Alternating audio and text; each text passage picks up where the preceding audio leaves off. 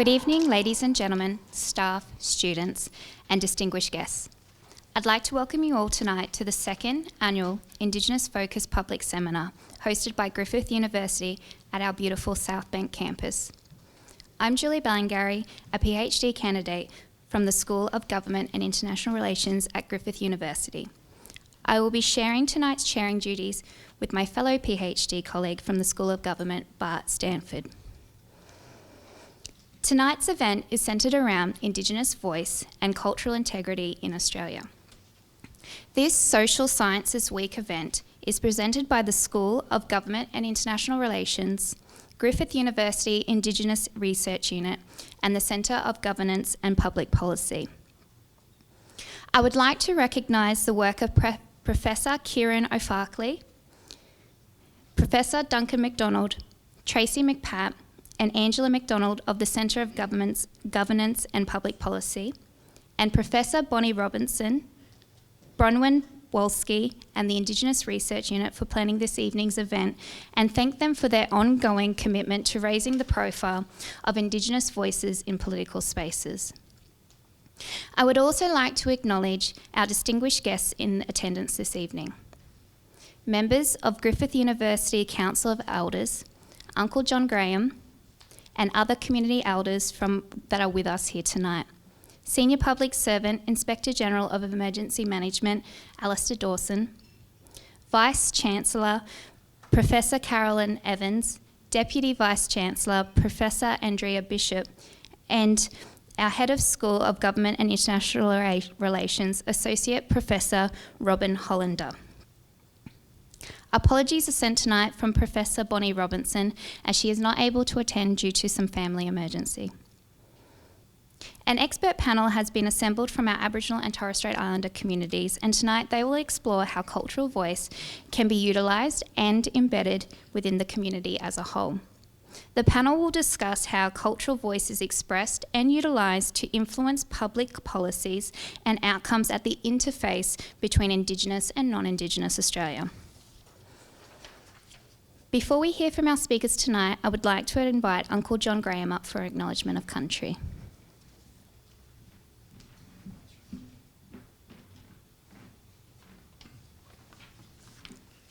It's a great privilege to be here tonight. I've got a soft spot for South Bank campus and also for this beautiful part of Brisbane. Bagel Nayang, Jimbalungs. G'day friends, my name's John Graham. I'm a proud Kumba man, a saltwater man, part of the wider Yugambeh language group. Our area stretches up to the Logan River, down to the Tweed, bordered by the back of the Great Divide and also the beautiful Pacific Ocean. In accordance with Aboriginal protocol, I've been given the honour of acknowledging the traditional custodians of the land on which we gather today. I formally acknowledge the elders, families and forebearers of the Jagera people and acknowledge that they are the traditional custodians of this land and have been so for millennia. I also pay my respects to their elders, past and present, and extend that respect to other Aboriginal and Torres Strait Islander people here tonight. As part of the oldest surviving and continuous culture in the world, I pay my respects to the spirit of this land and her people, which includes all of you here tonight. I also acknowledge this place where we meet and the people to the north of the river, the Turrbal people. This section of Maiwar, the Brisbane River, winds its way past Kurilpa Point, place of the water rat, down past Kangaroo Point cliffs on its way to Moreton Bay. Life is also a winding journey, consisting of many peaks and troughs. It's not always about the destination, about how we handle these peaks and troughs. Life is about our resilience, coping mechanisms, and learning from these experiences. Therefore, my message for today's forum is that when working with Aboriginal Torres Strait Islander people, it is important to offer humility and leadership, knowledge and learning, respect and culturally responsive care for our people.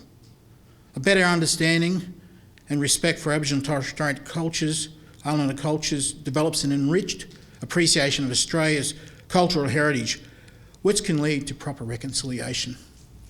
This is essential to the maturity of Australia as a nation and fundamental to the development of a proper Australian identity. The more we understand one another's cultural and philosophical perspectives, knowledge systems, values and traditions, the better our ability to work together to strengthen our communities and overcome the challenges facing the world. On behalf of the Trust custodians and members of the local community, I've had the pleasure of welcoming you all to this event tonight. I thank everyone for their respectful participation and involvement during this special occasion. Anya Booth, thank you.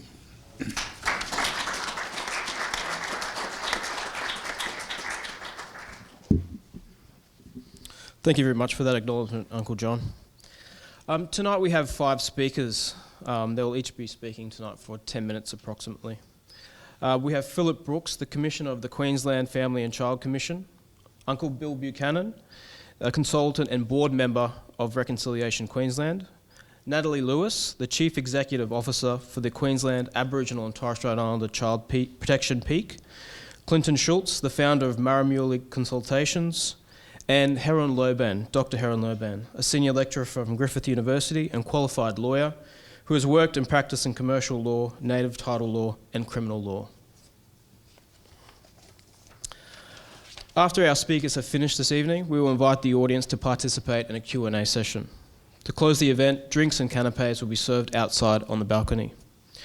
Tonight's event will be video recorded. If you do not wish to be recorded, please inform me or Julie after the event and we will remove that footage from the recording. Bathroom facilities are located just outside of this room to the left. Fire exits are behind me here, this door there and that door there. And if you haven't done so already, please place your phones on silent. All right, let's begin.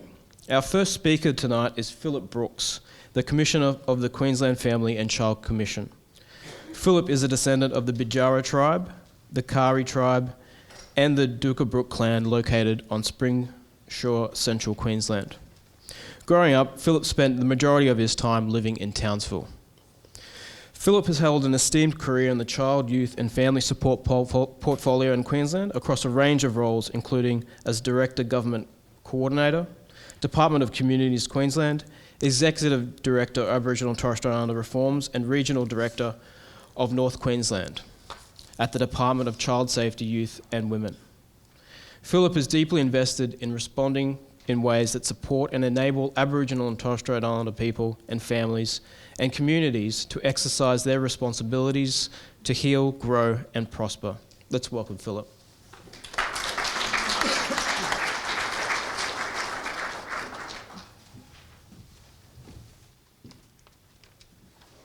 Thanks for that lovely intro and thank you also for the welcome.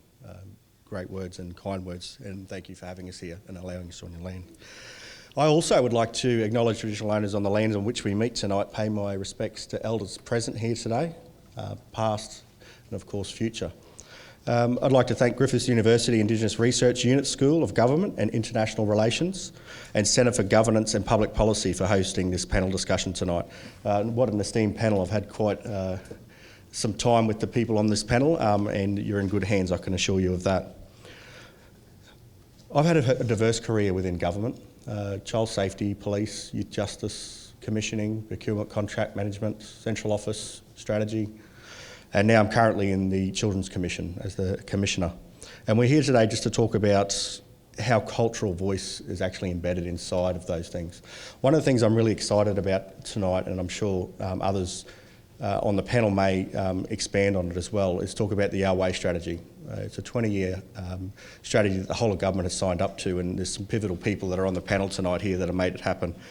The difference between that and what government had done previously is absolutely at its core was ensure Aboriginal and Torres Strait Islander people designed, not co-designed, designed the strategy.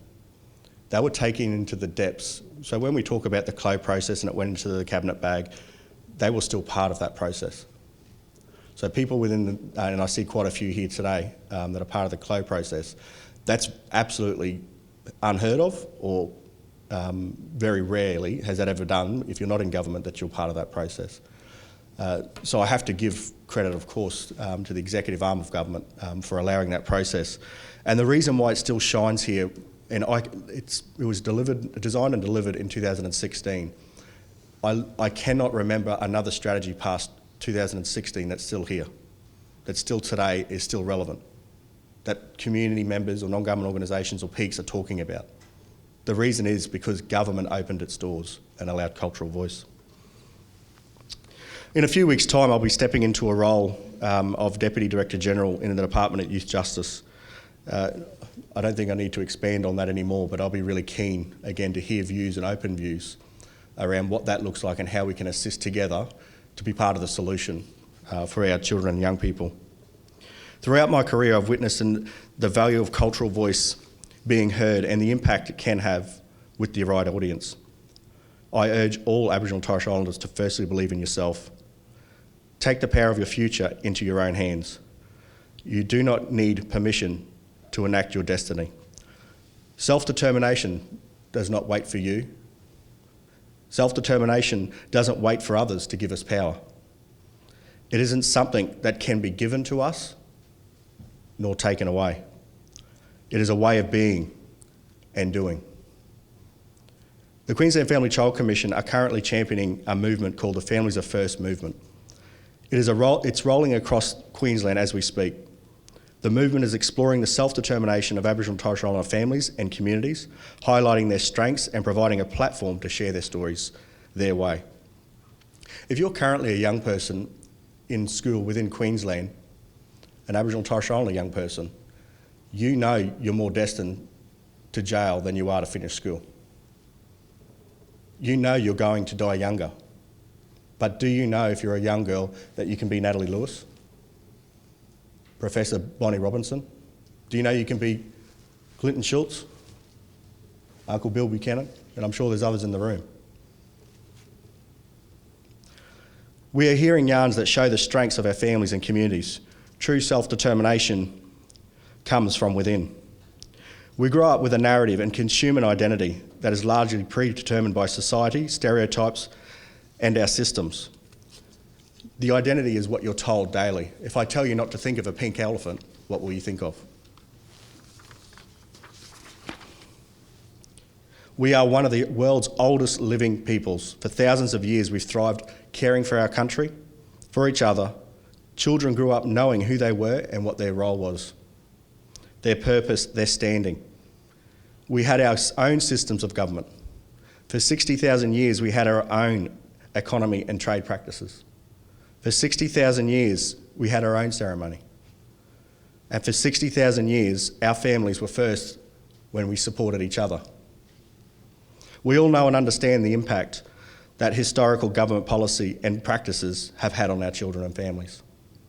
The changes we see over the years come largely from a voice of our people, the actions of our people, and the solidarity of our families and communities.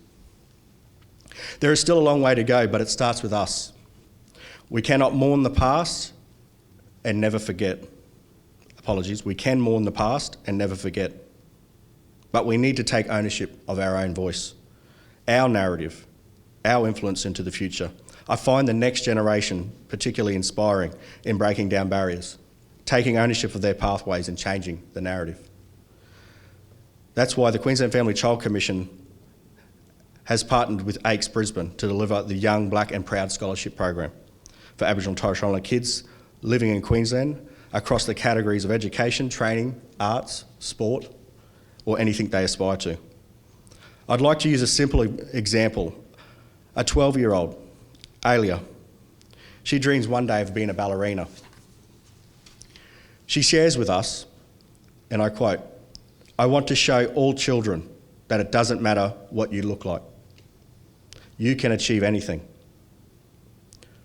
I don't look like a traditional ballerina. I have brown skin and flat islander feet. I'm different. Sometimes that can be hard, but I love the way I feel when I dance, and when I dance, none of my differences matter." This is just one of the thousands of cultural voices that shape the world emerging around us. Self-determination is the ability to decide what I can do with my life and then act on the decision regardless of challenges. This is how cultural voice can be utilised and embedded within the community as a whole. Our non-Indigenous allies in the room, yous are the most important key to the changes that we ask for. And I'll use this for an example. Domestic and family violence has been illegal since 1988 in Queensland. Yet we are now seeing changes. Why? Because we have men challenging men around their attitude towards women. The non-Indigenous allies in the room, you are most important on this journey as we continue to go forward. I'll leave you with this quote. My mother once told me, or continue to tell me, there are two types of people in the world. Those who can, those who can't. You just got to figure out which one you are. Thank you.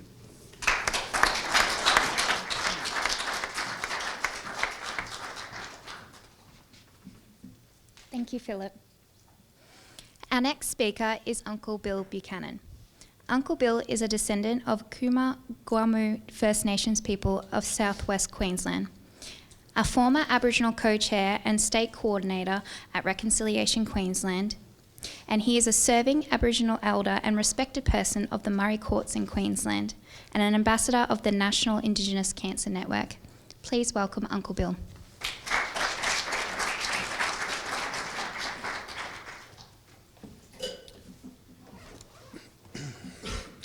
Thank you.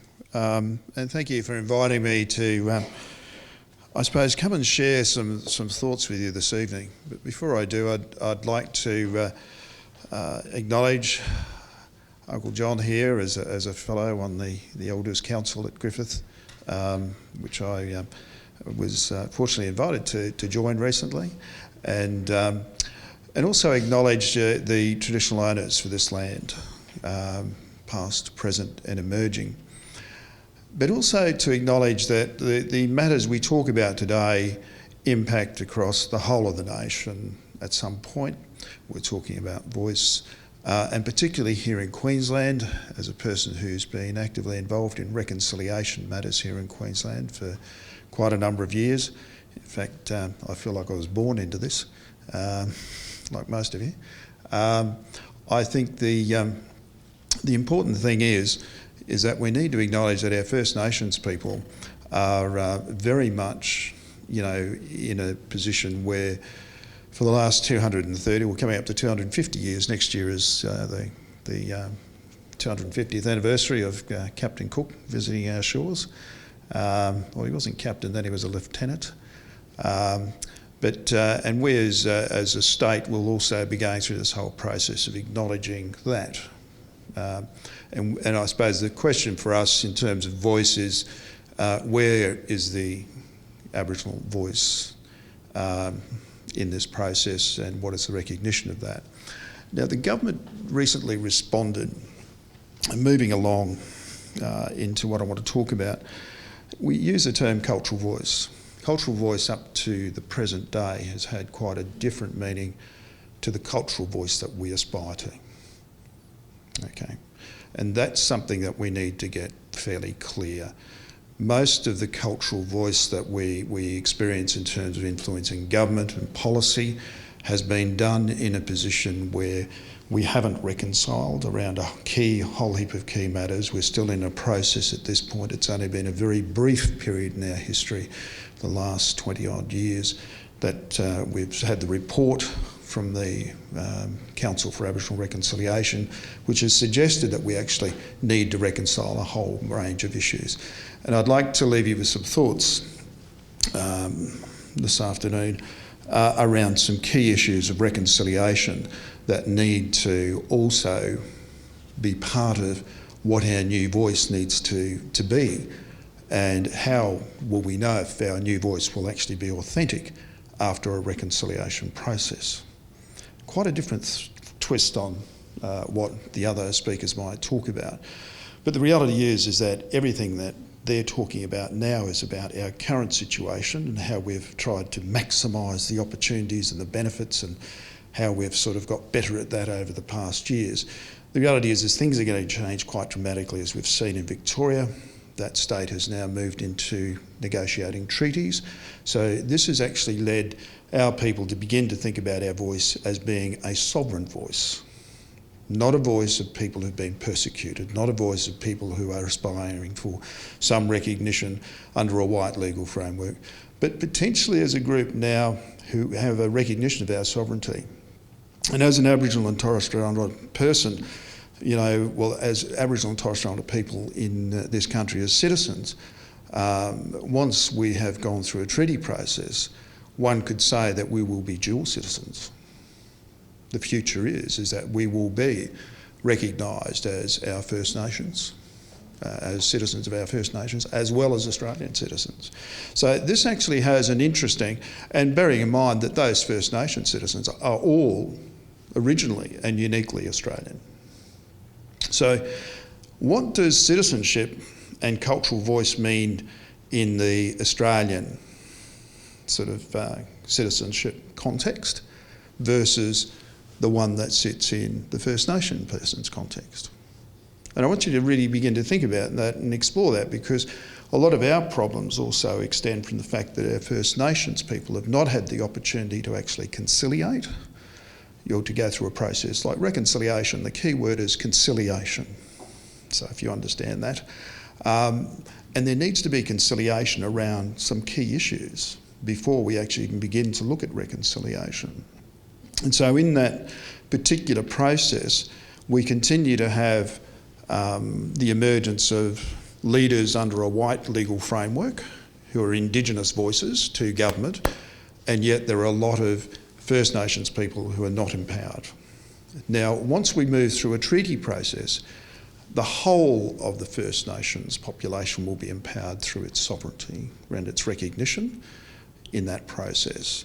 Not just a recognition of the fact that there is a need to close their gaps and a whole range of other things, but they will in fact have inherent rights in the lands, in the dealing of lands, in the way that things transpire on lands. And also they will have inherent rights as citizens in terms of looking at, I suppose, their citizenship within that and their right to, as an Australian citizen, to own and uniquely go about their business of education and so forth. So in terms of voice, I wanted to leave some thoughts here. Reconciliation has 5 dimensions, and I spoke about this at a previous seminar here, and that was race relations. We've got equality and equity, if you think about those things that sit around closing the gap. We also have institutional integrity, historical acceptance and unity. And unity is really about our shared vision, I suppose, for where we're going. If you think about treaty, and people say, well, where does treaty fit in? Well, it's about institutional integrity. It's about agreements. It's about what we're going to do and agree to do after we're reconciled. So the process of reconciliation involves and encompasses, and I suppose treaty is actually one of the key foundations of what reconciliation will be like when we as citizens live post-reconciliation. So the first thing you've got to start to think about here is that at the moment we can continue to, I suppose, polish the efficiency of our cultural voice within this current framework, or should we actually be looking here to really start a conversation around reconciliation and what that looks like, and what is a cultural voice going to look like post-reconciliation? As a First Nations person, I can tell you it won't be a Prime Minister tapping certain people on the shoulders to speak on our behalf. Okay? So there is going to be some change in that process. And that also means, and with all due respect to the Queensland Government and many of the Aboriginal and Torres Strait Islander people who hold eminent positions, their roles within government will need to be reframed, will need to be revisited in terms of what might happen post-reconciliation. So we shouldn't assume that the current processes that are in place are going to actually persist. We also need to be looking here at how do these processes in terms of cultural voice augur within a university environment. And so part of that is we need to recognise that our Indigenous knowledges, right, and so forth, are really our Indigenous knowledges. They're not things that should be just traded with and commercialised through education systems without First Nations people's recognition. So we need to actually recognise in some way the academy that sits around Indigenous knowledge, and particularly how Indigenous knowledge is currently used today in everything from government policy right through to actually running whole tourism processes throughout far north Queensland. And so one of the things I'd like you to think about there is that Aboriginal voice within the education system needs to be formally recognised, and we need to be recognising the elders who are in fact the holders of knowledge in that process. And institutions need to start to look at processes like the World Indigenous Nations, or the World Indigenous Nations University, the WINU, and the WINHEC, which is incorporated under the United Nations, because it actually provides a framework for acknowledging and recognising that Indigenous knowledge. And we need to be looking at where does that sit. But for me as a First Nations person, I've still got to work out where the WINU sits in relation to my First Nation. Okay, there are no agreements. No one's actually come to our First Nation groups with agreements about who talks and speaks on our behalf. So I think the process of voice and cultural voice, and looking at that in terms of legally, in terms of legal frameworks, which many of you will be operating within the future, I think we're in a process where we're going to have to really start to look at our best eminent minds coming together and looking at how we move forward. Now, the Queensland Government, and I'm getting a red card, so I'm going to wrap up. The Queensland Government here has launched its Tracks for Treaty, and it's got an eminent persons group and a working group which is being appointed to explore the issues of treaty. Look, as a person who's actively involved in the reconciliation movement, we are not interested really in the politics. We are interested in the process.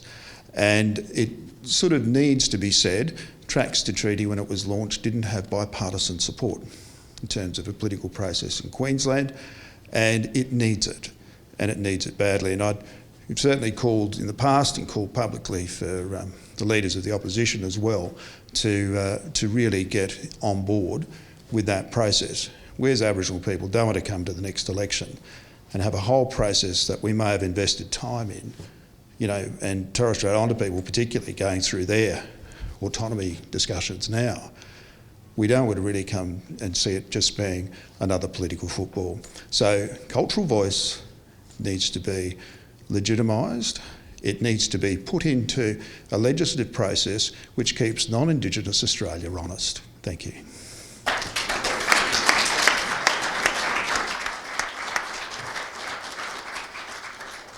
Thanks for that, Uncle Bill. Our third speaker tonight is Natalie Lewis, who is a descendant of the Gamilaroi Nation and is the Chief Executive Officer of the Queensland Aboriginal and Torres Strait Islander Child Protection Peak. Natalie serves on the board of National Voice for Our Children and is the co-chair of the National Family Matters campaign. She was recently appointed to the Queensland First Children and Families Board and remains actively involved in the ongoing development and implementation of Queensland's child protection reform agenda. She is a member of the coalition of organisations committed to the safety and well-being of Australia's children under the National Framework for Protecting Australia's Children and remains fiercely committed to ensuring appropriate focus across all jurisdictions to eliminate the overrepresentation of Indigenous children in statutory child protection systems. Let's welcome Natalie.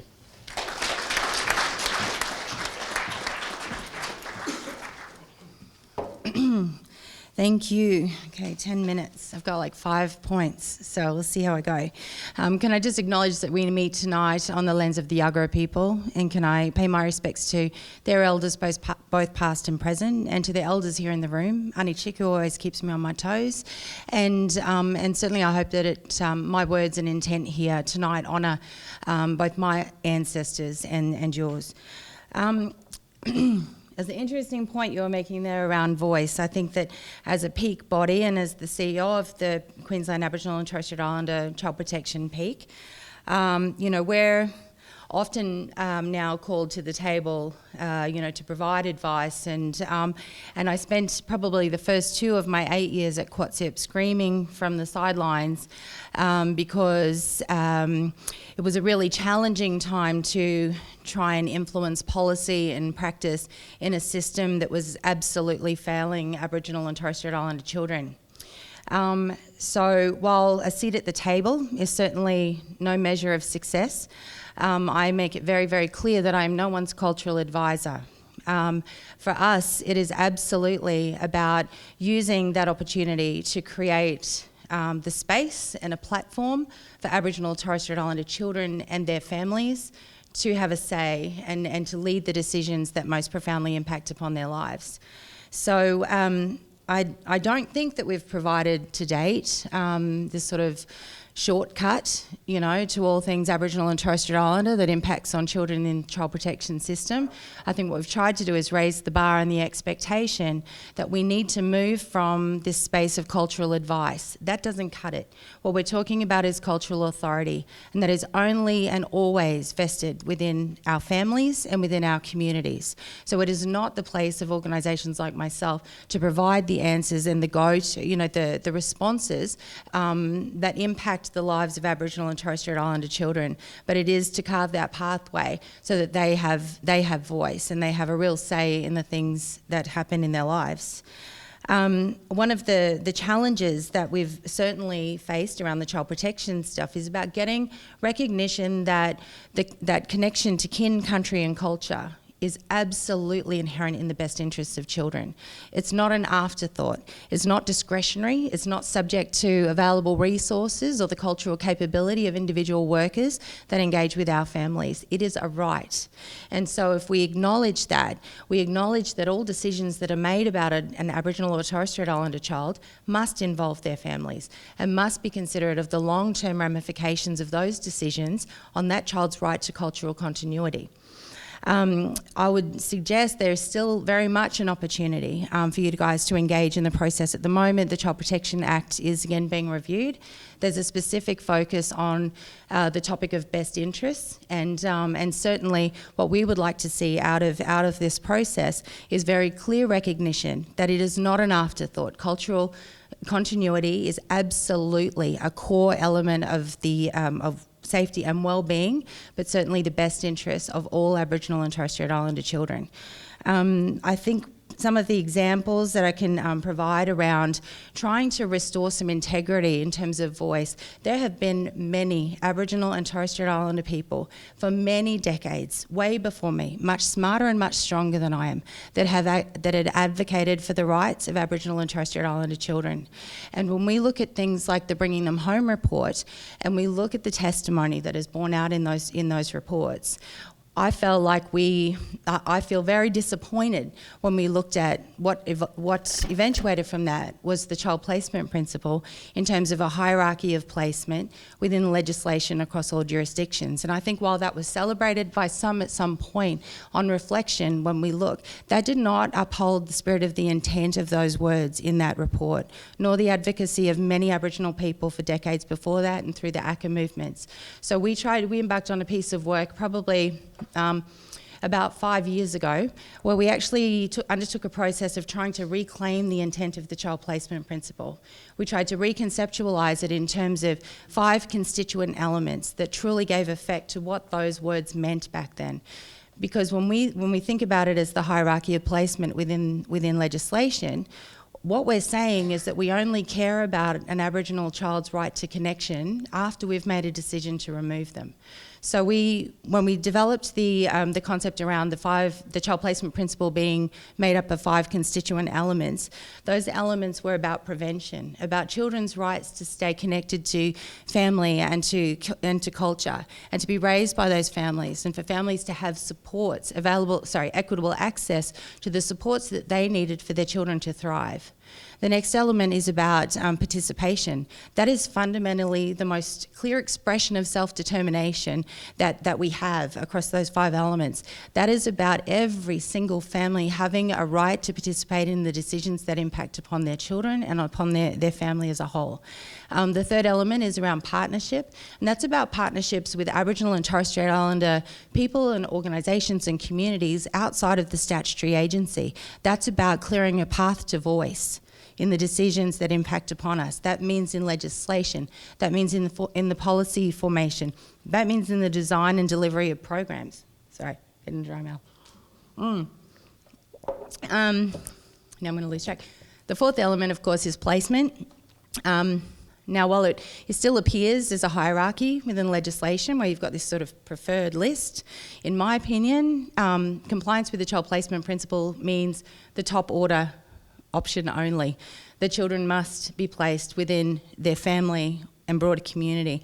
We must not expect children to make concessions or compromises about their rights to connection purely because of the lack of availability of a particular carer that fits a particular set of criteria, depending on who's looking at that criteria. I'm not sure if that makes sense, but I'll jump to the next one, which is about connection, and that is far beyond things like cultural support plans.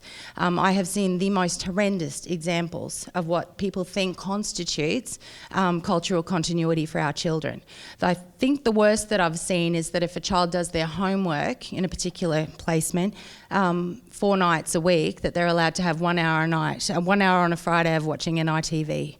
That is not what those people meant in terms of when you read the words of the Bringing Them Home report and the testimony of the Stolen Generations, that is not what they meant in terms of connection to culture.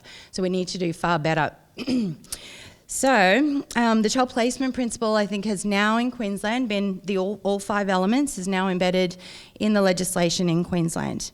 It is now accepted as a broader definition for all jurisdictions in Australia, and every jurisdiction has signed up to implement all 5 elements of the child placement principle to address overrepresentation of Aboriginal children in out-of-home care. So that's fantastic, but we need to make it live beyond the pages of those documents.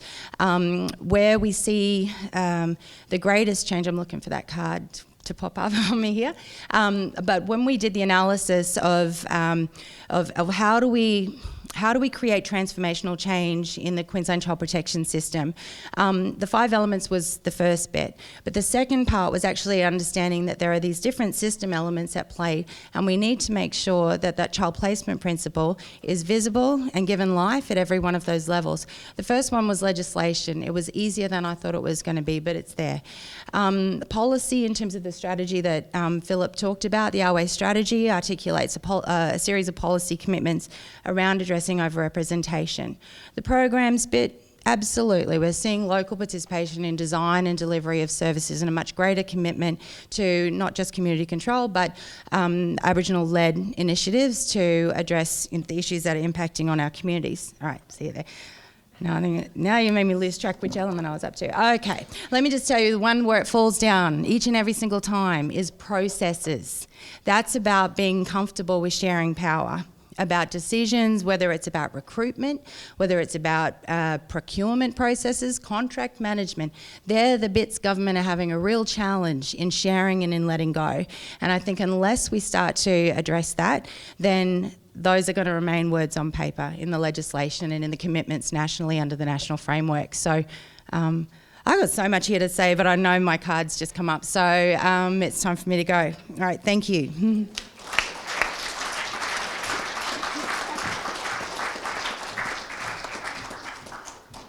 Thank you, Natalie. Our next speaker tonight is Clinton Schultz, a Gamilaroi man descending from the people of Gunnedah Manila in New South Wales. A registered psychologist, Clinton founded Muramulli Consultations in 2010 after identifying a clear gap in access to culturally appropriate mental health services in southeast Queensland. Previously, Clinton has acted as the Vice Chair for the Australian Indigenous Psychologists Association, and he currently sits on several state and national advisory groups. Clinton specialises in providing employee psychological services and employee assistance programs, services for Aboriginal workers, men's wellbeing, cultural competence auditing and training, cross-cultural psychological and business management services, and Aboriginal-focused mentoring and supervision. Clinton is currently undertaking his PhD with Griffith University. He is focusing his research towards holistic wellbeing for members of the Aboriginal and Torres Strait Islander health workforce. Please welcome Clinton.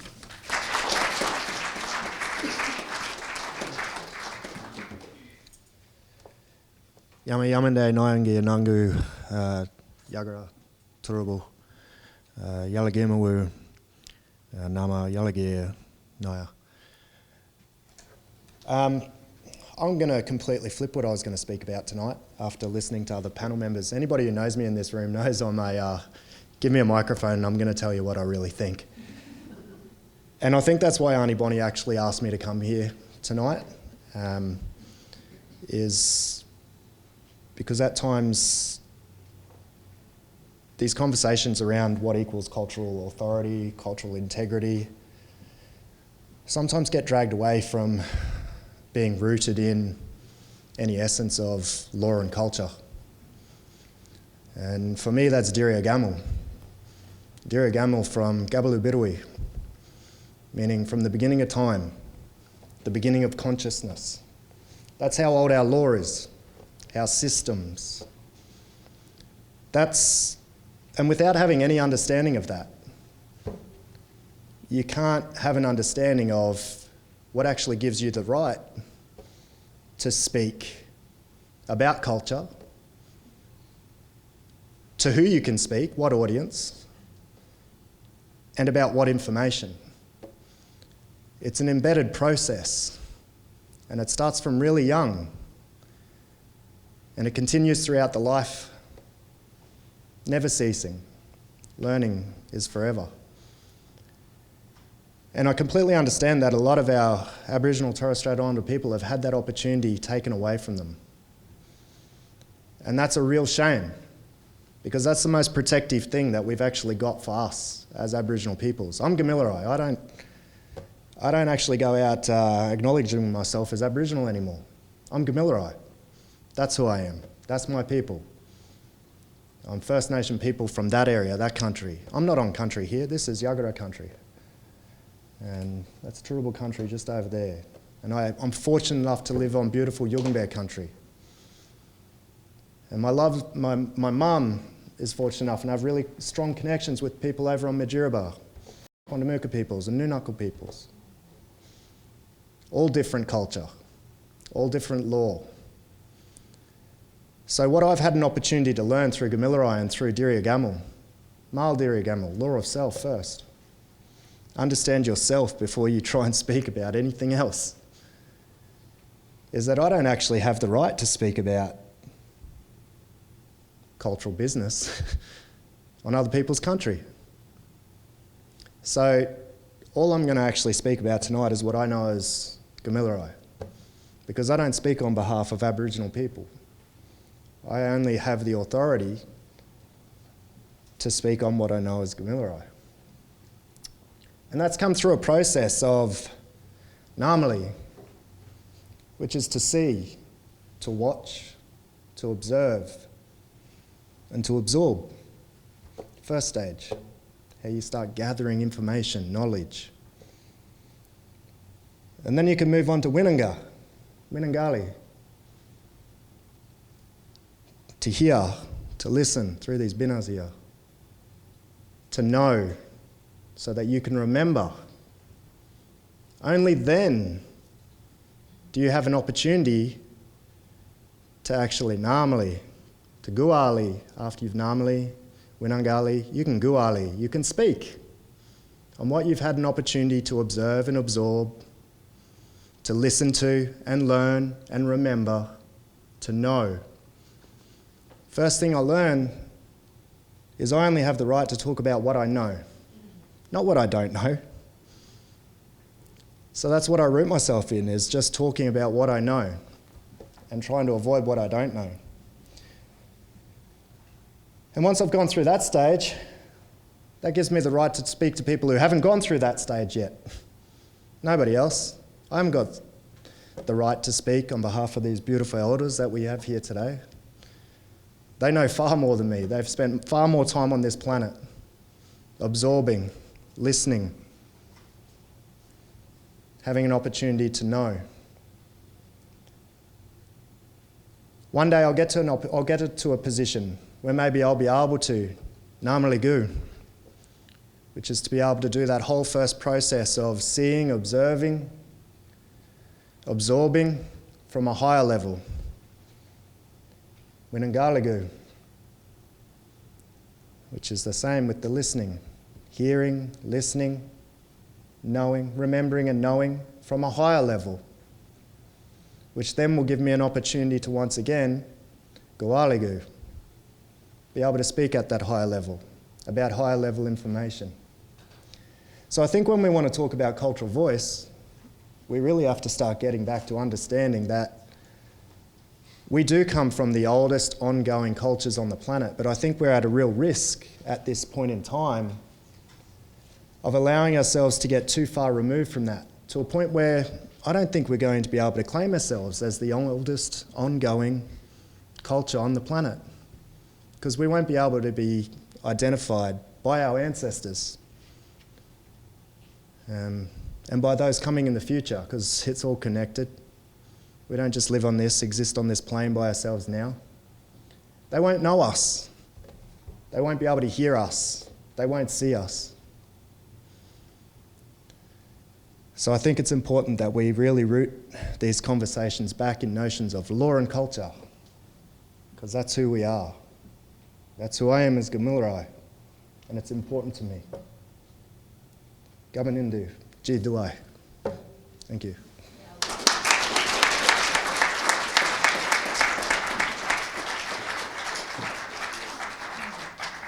Thanks, Clint. Thank you. Our last speaker tonight is Dr. Heron Loban. She is from Griffith University, and she'll be offering some reflection on tonight's topics raised by our presenters. Dr. Loban is a qualified lawyer who's worked and practiced in commercial law and native title law. She has held a number of key positions in community-based companies as chairperson of the Indigenous Consumer Assistance Network and the deputy chairperson of the Centre for Appropriate Technology. Ms. Loban lectures in corporations and associations law and native title law. Her research focus is on Aboriginal and Torres Strait Islander people's experience of the law with a special interest in consumer rights and protections. Let's welcome her.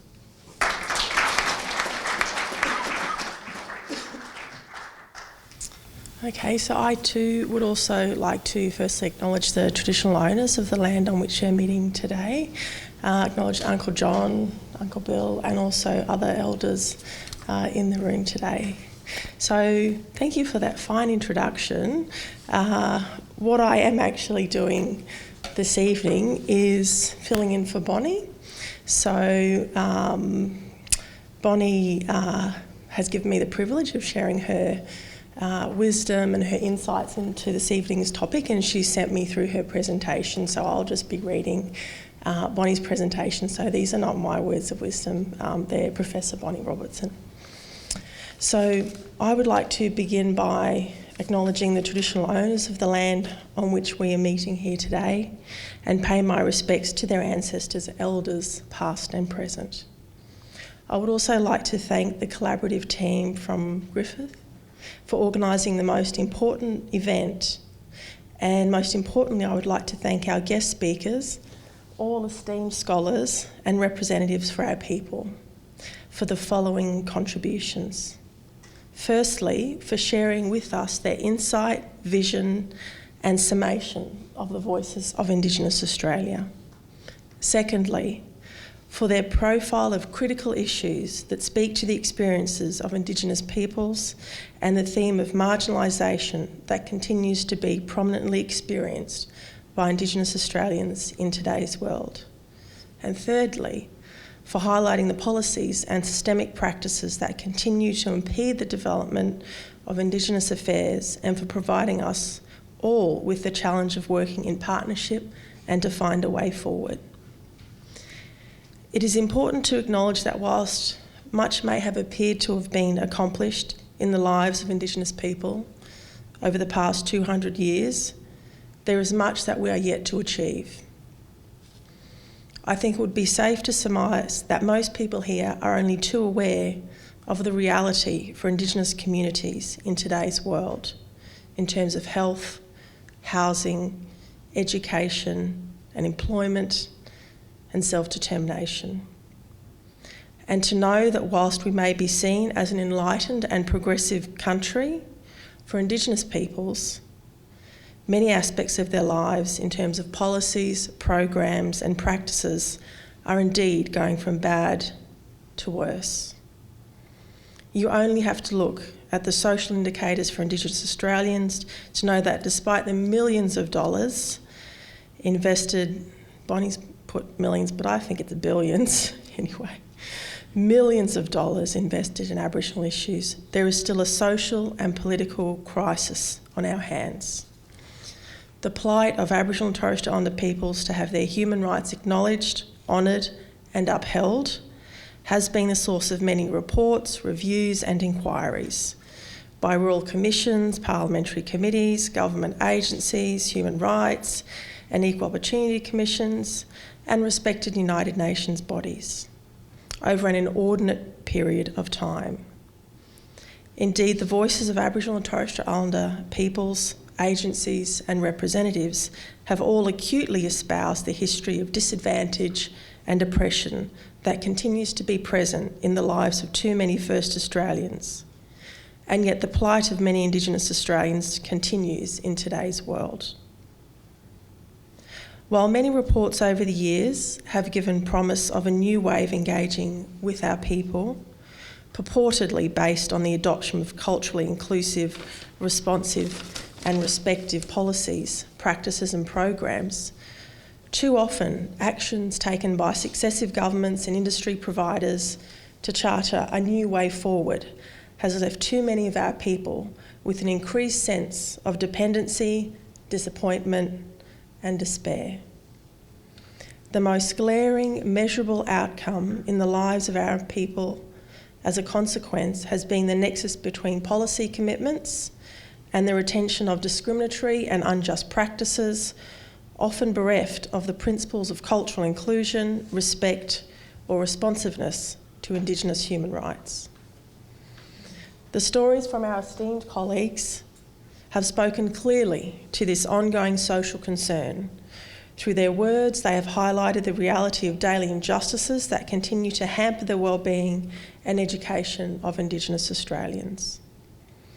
While there have been significant opportunities to address historic anomalies for Aboriginal and Torres Strait Islander people over the years, the past several decades have been filled with an atmosphere of great hope, some might say, some advancement, but many, many lost opportunities to advance the rights of Australia's First Peoples and to enable Australia to realise, as a country, the full potential and the wealth of skills and knowledge of Aboriginal and Torres Strait Islander peoples. For Aboriginal and Torres Strait Islander peoples, the decades have been filled with great hope, some perceived social advancements, accompanied by many moments of deep despondence and despair, as they recognise the many great opportunities that have been lost in the midst of a national commitment to reconciliation, social justice and human rights. While there have been significant achievements recorded in Indigenous affairs, many opportunities for government and industry providers to work more collegially with our people and communities and advance the rights and realise the full potential of Aboriginal and Torres Strait Islander peoples, they have been negated or left unrecognised as the reliance upon past failed practices and principles have continued to prevail. There are many opportunities that speak to the wealth of skills and knowledge of Indigenous Australians, and yet the legacies of past stereotypes continue to be prevalent in the implementation of policies and practices in today's world.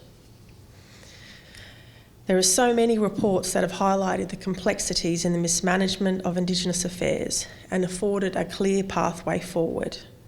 Such reports have highlighted that the solutions must be sought in collaboration with Indigenous peoples, and yet their inclusion in the development and implementation of practices and services continues to be prefaced upon the presence of failed principles and not the skills and strengths of the people themselves.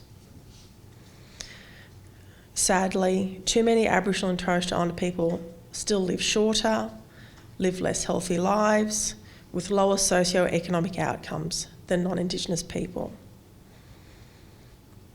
On the back of so many great stories of Indigenous achievements gained in collaboration with non-Indigenous Australians of like mind, we cannot negate or ignore the ongoing manifestations of historical policies and practices on the contemporary lives of Indigenous people and their limited access to basic human rights.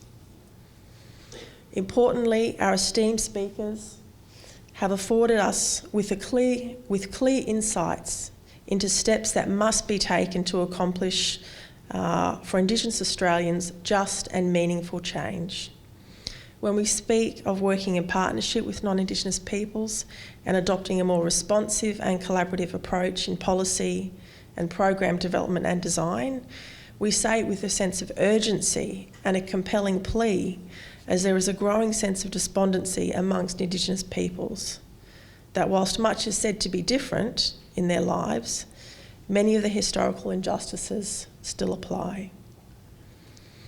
We need to have confidence that we can work in good faith with non-Indigenous Australians, governments and industry providers in the spirit of a common goal to break down systemic and social barriers to Indigenous health, education, well-being, human rights and justice, so we can all reach our potential in full, our aspirations and our goals. To echo the words of a great statesman for our people in 2011, we must recognise that areas that warrant attention in the way we work together and in the way policies and programs are developed and designed, so that more vital opportunities for us to make a difference can be honoured and not negated, hindered and lost. It is important that governments, industry, service providers and Australians in general work with us in the true spirit of collaboration, respect, reconciliation and partnership, so we all can enjoy the most basic of human rights. This evening's forum provides us all with a great challenge to review those areas that we know are not working for Indigenous Australians and to implement a policy of proactive cultural inclusion, practices and change. On behalf of Professor Bonnie Robertson, thank you.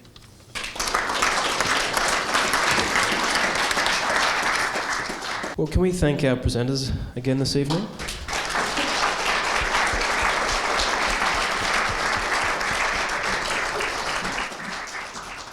And as a parting gift from the Indigenous Research Unit and the School of Government and International Relations, we'd like to present you all with a gift here.